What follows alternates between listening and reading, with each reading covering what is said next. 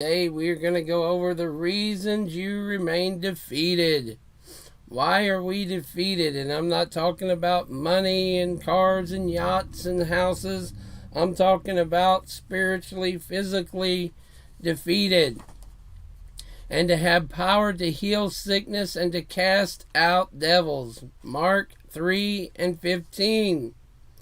Luke 4:18, the Spirit of Yahweh is upon me because he has anointed me to preach the gospel to the poor. He has sent me to heal the brokenhearted, to preach deliverance to the captives, and recovering of sight to the blind, to set at liberty them that are bruised. Now, many people go forth and they do get healed. There's people that say, I was healed by the name of this and when I was this age. But the scripture says they were healed because what? Many people were healed because of faith. Make sense? Many people are healed because of their faith. Woman, go forth and sin no more. So you can be healed because of faith. Not because you changed anything. Because essentially most healing is what? Getting rid of sin. There was sin that causes pain, that causes illness, that causes death if left unattended. Right? So we know there is sin that it says sin into death. So we have to be very careful when we go and we say, I have no problems, I have no sin. And the problem with the world is most people think they're sin-free. They're walking around, you have churchianity, you say a prayer, they think they're saved, and they're on a road that they think leads them to salvation. Or they think, as they profess, they're already saved. When you're already saved, what do you need of? Nothing, right? If you're saved, if you're in the ocean on the big liner, you're not worried. But he says we're wretched, we're naked, we're poor. Do you notice here it says to preach the gospel to the poor? It doesn't say to the rich, to the poor. So I would submit to you that many people are walking around, they're wounded, they're defeated, they have many problems because of what happened. What they do daily, what they've done in their past, all these things. And again, they're defeated because of what they have done. Oh, I didn't do wrong. I didn't live wrong. I didn't do this. I didn't do that. I didn't do all this. But let's read it one more time. The Ruach of Yahweh is upon me, because he hath anointed me to preach the gospel to the poor. Now, if there was no need of preaching, then it wouldn't need to be done. Right? You can tell people what's wrong with them all day long, and you know what they'll say? I ain't doing nothing wrong. Quit drinking, quit taking drugs, quit taking this. Well, I can do it now because the government says I can. I can do it now because this one says I can. He has sent me to heal the brokenhearted. What left the brokenhearted? What brings you to a broken heart? To preach deliverance to the captives. Many people don't even know they're a captive of the world. They think they're saved. They think they're on the ocean liner and everything is fine. And the recovering of the sight to the blind, to set at liberty them that are bruised. Now, once you are healed, are you healed forever? In most cases, no. What did he say? Go and sin no more. So now we have the problem of what if I sin? Because people sin. If we say we don't sin, then we are liars. But there's people who think that they are saved, which essentially equals you don't sin. How can you sin and be saved? Doesn't work very good, does it? I can eat what I want, drink what I want, live how I want. I'm saved. Well, according to Scripture, you can't do the things you want.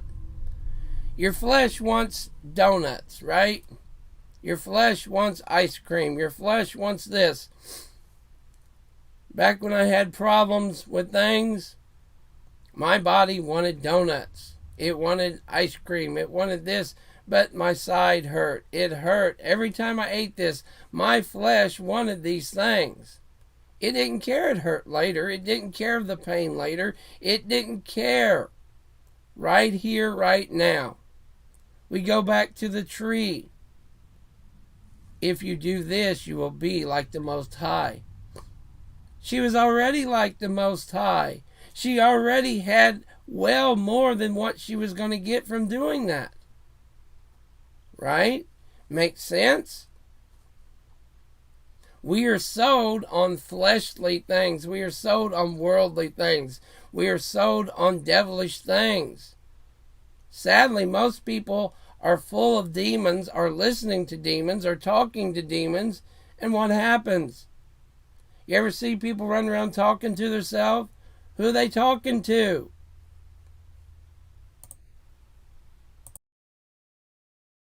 If we're not real careful right here, they think they're saved. They think they're this. They think they're that. But the demons are all upon them. They are all over them. And until you recognize that, until you submit and say, I want to be free, and proclaim Yahweh, and proclaim Yeshua, and proclaim you are a sinner. See, the haughtiness says, I'm not a sinner, I'm not a liar, I'm not a thief, I'm not any of these things. And he said unto them, you will surely say unto me this proverb, Physician, heal thyself. Whatsoever we have heard done in Capernaum, do also here in thy country. Luke 4:23. They told him to what? They mocked him. They put upon him things that he should have not had to deal with in a way, right? He was the Messiah. They should have known this. But he had to do it because of us. So what we have to understand is what's really going on. What happens in our life? Is it because of us? And in most cases it is. In most cases, it's directly something we've done. It's not because, I was blind from birth for the gospel. This happened to me because of this. It happened because what? And it should bring a relationship. The problem happens is he wants a relationship. He wants to get your attention. He's trying to tell you something, and in many cases people do what? It's not that. It's not this. It's not that. You go to church and we have prayer. And we sit around and we wait for Sarah to come up and pray for Sarah. And she comes up and she gets prayed for. And she smiles and she says, yeah, I got a doctor's appointment tomorrow. I'm going to see what the doctor says. What? There's no faith there. Why are you getting prayed for? Now, we know the way life is. We know the way things come to us. We know the enemy sitting there trying to tell us why this is that and what's going on. The problem is, in most cases, their friend is the enemy. Because the church, so-called churchianity, we'll say, has told us, you raise your hand, you repeat Acts 2:38, you get immersed, you do this, you do that, and you are okay. But the scriptures tells us we have preachers, we have teachers, we have evangelists, we have all these people, and Yeshua shows us this. People say, I don't need all that anymore. I read my Bible. Well, would you have said that to him? You probably would have. You realize that? You would have been a modern day Pharisee.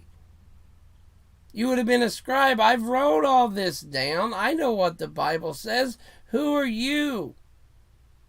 In many cases, we should listen and hear That's what it's all about. Listen and hear. Hear and obey. And put him first in all things. We think we done good because one day we woke up and we said a prayer. We read the Bible and we did this. And for one day we was the super, super, super great. And the next 6 months we don't do anything. But we still claim we're saved. We still claim the same attributes. We still claim all these things. But what he wants is a relationship. He wants you to talk to him, and you need to talk to him. It's called prayer. The woman with the issue of blood, did he know her? Did he know her? The whole thing that we're searching for is salvation. Even beyond your healing is salvation. Because if you gain the whole world, if you're healed, but you lose your soul, what's the point? So the thing what we're really searching for is he knows us, we know him. Because did you notice when she grabbed him, he didn't speak to her, did he? He said, someone has touched me. A lot of people go around saying, I was saved, I was this, I was that, and I know there's power in the name because this name, no, it's your faith. Her faith made her whole. Her faith in him. So we can have healing in Yahweh, in Yeshua, because of faith. But he didn't know her, did he? Did he say her name? Did he say woman? He didn't even recognize her first. He asked, who has touched me? And his disciples, what are you talking about? There's people all over you, bumping into you. What do you mean, who has touched you? Paraphrasing, right? There's all kinds of people that's touched you. No, someone has grabbed a hold of my seat. Someone has grabbed a hold of the power. Someone has had enough faith to believe that if they grab these seats, they'll be healed. In today's world, what? That's a foreign concept. It's like going and speaking Chinese at Walmart. What?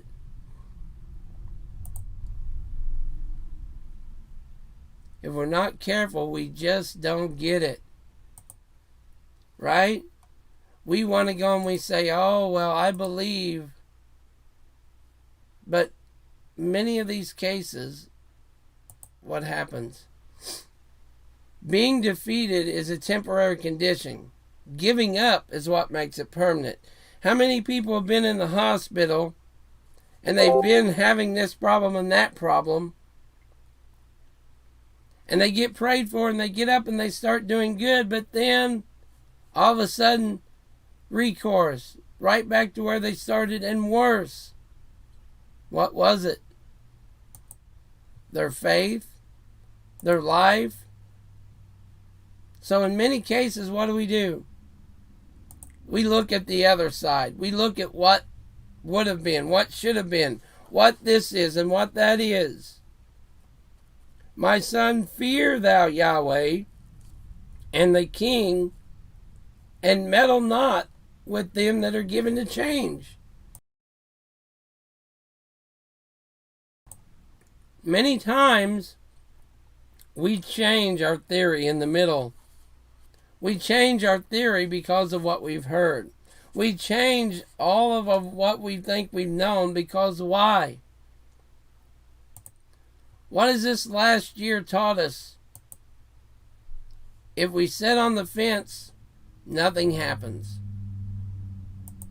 We can sit on the fence and look at both sides and say, yeah, they have a valid point. No, they don't have a valid point. Yeah, we think they kind of... And we can sit there all day. But we are called to do what? Speak the truth.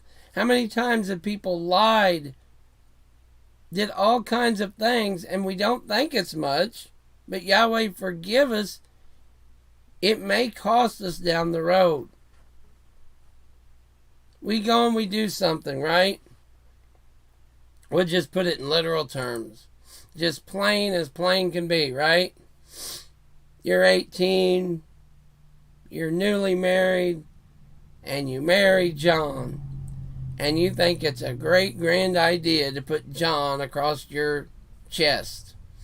And John thinks it's a great idea to put your name across his chest. 6 months, a year later, you and John can't stand each other. And you can't get along, and you don't want to get along, and everything happens, adultery and fighting and all this. 5 years down the road, guess what? You and Henry are doing great. And you take down your top and he sees John, and his thing is, who is John? Well, honey, it doesn't matter. Yeah, it kind of does.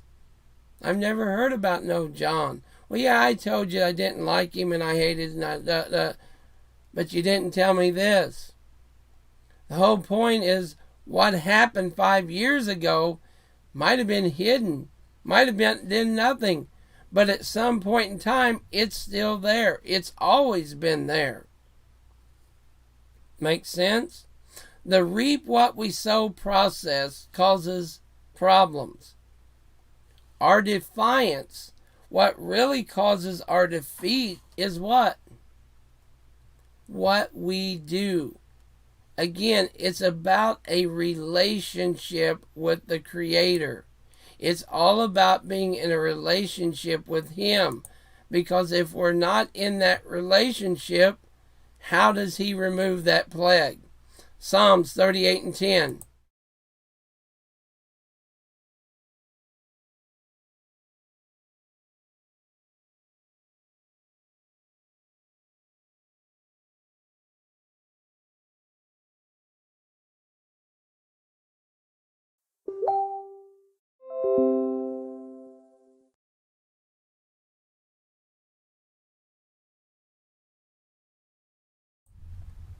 Ourself be defeated. Remove your plague from me because of the opposition of your hand. So what do we have here? Careful, we have proof of what's going on. We have proof of what is happening. Make sense? We have to go and learn the ways of Yahweh. If we're not learning what He says, then we're being defeated. And in a lot of cases, we're being defeated because we think He has changed. Malachi 3:6. For I am Yahweh, I change not. Therefore ye sons of Jacob are not consumed. He does not change. He still wants us to be healed. He still wants us to be right. He still wants us to live right. The problem becomes is we want to parade around and say, I'm super Christian. I can read the Bible. I can do this. I can do that. I can do all these things through Him who strengthens me. And for a lot of so-called rich people, their God is not the living God, Elohim Yahweh. Because if you notice, it's talking about poor. The rich man, what does he get? His rewards now. The poor man wants his rewards when it's over. The point is, a lot of people, because of their background, the way they was raised, the way they was taught, their mama, their daddy, all these things leads them to believing the snake on the pole is a good thing. The one who talks to them in the bathroom is a good one. It's a good thing. It's good. If it leads to chaos, it's not good. Well, a voice told me to go in and check on you, and when I checked on you, something chaotic happened. Do you really think an angel or the Creator would be spying on you to make chaos? You see what I'm saying? A lot of people are confused with pixie dust and all kinds of things, thinking That's the way of the Creator, when it's really a demonic thing. So we have to rebuke all that, get away from all that, and know that we have to be a part of the Creator, not about what everybody else is doing. The latest craze, Hillsong Church wants to sing, hey, this one wants to do that, this one wants to do that. If we don't know what we're doing, the best thing to do is get a hold of the Bible. Get a hold of a true man of Yahweh. And to keep pushing forward. I don't know the key to success, but the key to failure is trying to please everybody. Right? This is what Bill C. says. If we're not careful, we let the world, we're worried about the world. Why do many Christians profess and do what they do? They're worried about the world. They're worried about being different than the world. You go to Shalom Assembly, wherever, and what happens? They look like the world. They talk like the world. They sound like the world. So is there any difference that we wonder that why are they so worldly? Why do they do the worldly things? Why do they look like the world? Why do they talk like the world? And why is their healing and their help just like the world? We have to go forth and be more than conquerors. We have to go and do the work and the will of Yahweh. That means we must be right, but we must fix what has come to be wrong. Now, with all that being said, what happens when you're the blind man? What happens when you have the illness or sickness? What happens? You either believe in the Creator and you keep your faith, or you turn into Judas and go hang yourself. You go shoot yourself. You go and do something that's more heinous than you've ever done. Right? So in a way, you're choosing who your God is. In a way, you're choosing, well, Churchy Andy says, I get it all in a cup of tea. And if I have it all in a cup of tea, I'll live for him. I'll live this way. I'll do this way. But think of Job. What did the enemy tell the Creator Yahweh? He's only with you because he has it so good, basically. If you take away the things from him, he'll curse you. Right?